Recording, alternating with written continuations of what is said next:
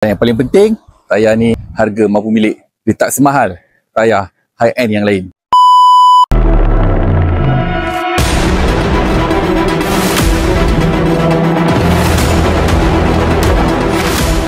Okey geng, hari ni aku nak buat satu benda sampai masa korang kena tukar tayar.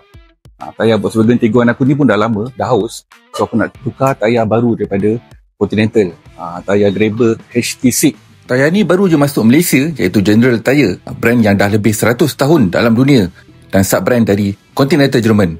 Ini adalah model Grabber HT6, saiz 18 inci, memang ngam untuk sebuah SUV. Lagi-lagi Volkswagen Tiguan ni dengan saiz tayar 235/55/18. Apa yang best, tayar ni sebenarnya memang dibina khas untuk extra load macam SUV, MPV dan juga 4x4. So, tayar ni bukan jenis tayar lembik bila cornering. Design bunga dia pun nampak solid. Korang boleh tengok. Ni bukan sekadar untuk gaya dan style je, tapi memang dibina untuk bagi shorter braking distance, confident steering response dan juga smooth ride. Kalau ikut data dia, braking dia lebih pendek masa jalan basah. So, kurang risiko bila hujan lebat.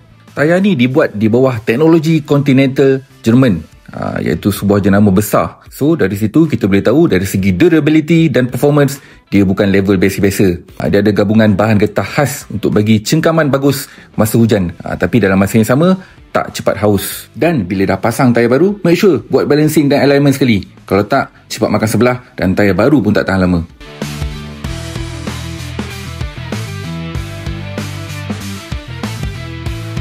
Aku nak ucapkan terima kasih pada One Auto Car Wheels sedang berhad di Bangi, dealer Continental yang paling dekat dengan rumah aku.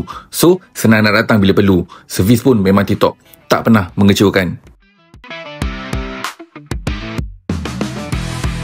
Aku baru keluar daripada workshop dan first impression waktu aku start bawa kereta ni, boleh rasa beza lah. Tayar ni lagi senyap daripada tayar yang sebelum ni. Tayar yang sebelum ni aku bawa 100 ke atas je dia ada bunyi berdengung tau. Tapi untuk tayar ni, bila aku tekan 100 je, dia tak bunyi apa-apa. Dan lagi satu, dia punya steering feel pun rasa lebih confident.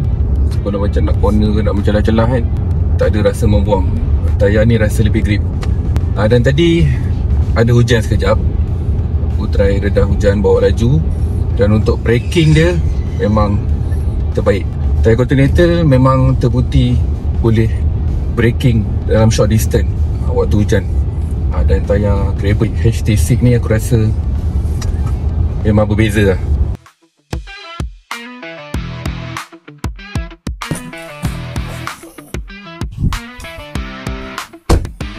Ok, so far aku dah guna kereta ni dalam beberapa hari dan aku boleh rasa tayar ni memang sesuai untuk SUV yang macam ni.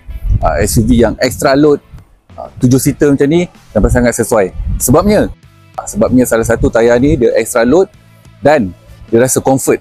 Memang sesuai sangat untuk sebuah SUV family. Bila waktu hujan rasa lebih confident lah.